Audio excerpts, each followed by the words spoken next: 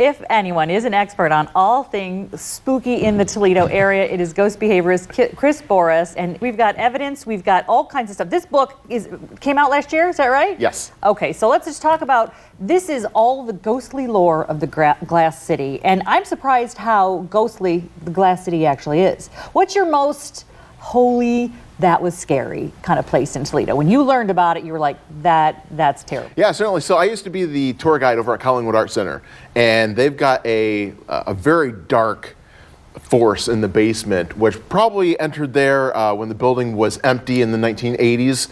There was reports of a lot of break-ins, and they would do satanic rituals down in the basement, so I think it brought that in. But I would interact with that dark force, whatever it was, a couple times, and it was very unnerving. So that's probably one of the darkest things I've encountered.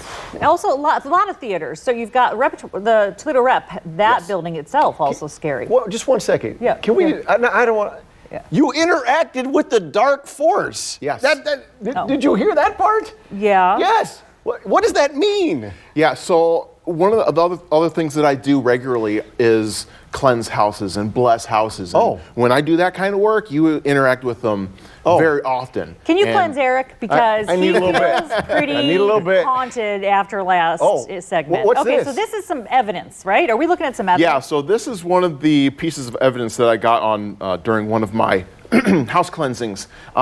This happened right after I had a camera drain that's very synonymous with spirits because they juice themselves up with batteries. After I did that, I called the spirit out, and we caught on film something moving the paper on its own. You could see like something just physically pulling it from its resting spot. And that was a haunted house. Yes. People call you for that. Yeah, like this was our private residence. Okay. It wasn't the HVAC vent at the bottom. No, right? absolutely not. Okay, No. all right. And I just happened to pan over at the exact moment where, I mean, you can see it. It looks like somebody's grabbing it from its resting spot. So you've also got like in here the Toledo. There's a fire station that's haunted in Toledo. An active one?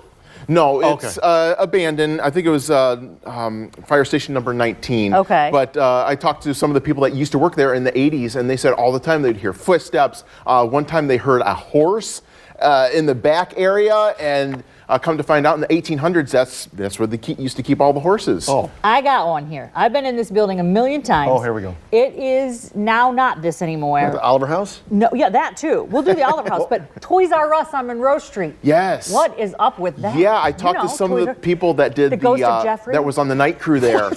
And during the night crew, they would have toys falling off the shelves and with no explanation. You know, remember, I forget what it is now. It's like it's another store there now, but it was Toys R Us for my kids their entire growing up. But it's haunted. But did you see the Oliver House? There was you had a little arrow. Was that a thing? Yes. So this is one of the most interesting pieces of evidence that I got. I was talking to a spirit there. I was talking about how ghosts manipulate energy, and I got this thing. It was What's a flash of light across. And it looks like a hand materializing if you really look at it. Chris, come on. Yeah, hand? a hand. Did you see it? I saw it. Yeah, so I call myself a ghost behaviorist because what I do is I get into the psyche of a spirit. When you do that, you build a rapport with a spirit. And when you do that, accomplish that feat, you can get them to do really amazing things like manifest for you on your cameras. So it's really a unique. Well, it's a great book, too. And this is, I mean, if you've got someone in your family that is totally into this stuff, your book, again, is called Haunted Toledo, and the Oliver House is right on the cover. Have you ever run into Slimer?